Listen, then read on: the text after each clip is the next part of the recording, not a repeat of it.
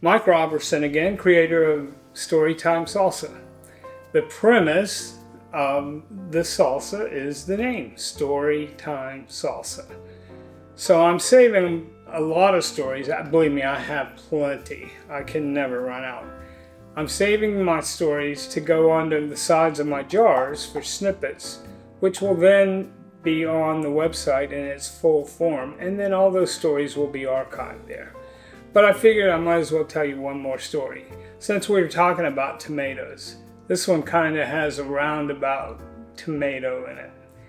So back in 1991, when the Soviets broke away from the Soviet Union, my company was the first company to land in Russia after the break.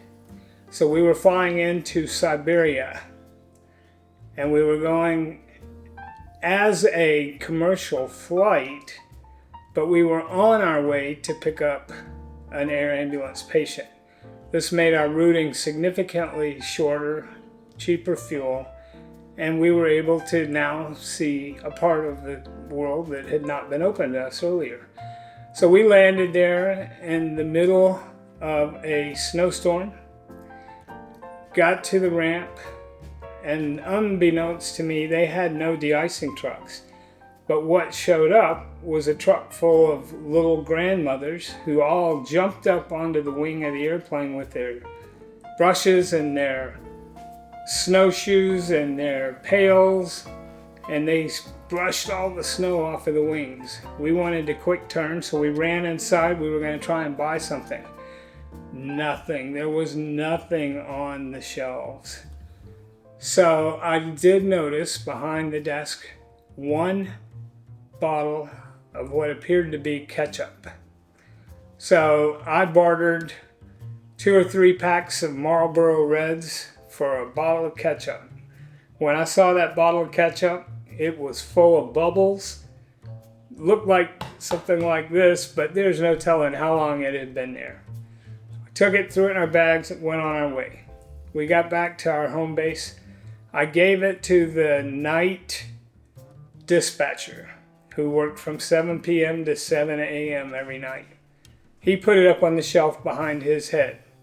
We flew and flew and flew, and 6 months later, one night, we were landing at 2 o'clock in the morning. His name was Bernard. We called Bernard on the radio, and he said, "Oh, you guys have got to come in the office as soon as you land."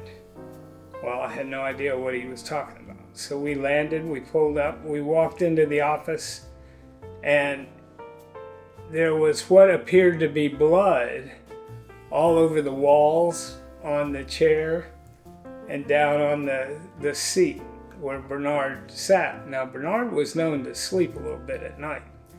So anyhow, we walked in the door, and he was as stoic as he could be, and then he busted out laughing.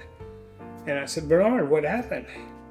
He said, "I was sitting here in my chair, I had my feet up on the desk, and all of a sudden there was this pop, and I thought somebody had given me a drive-by shooting, shot the window out."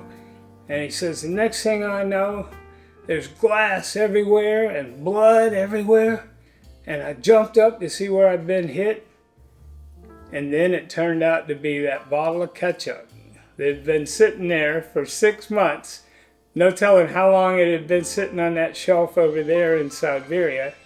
And that thing had finally just bubbled up and blew up. And old Bernard thought he'd been shot.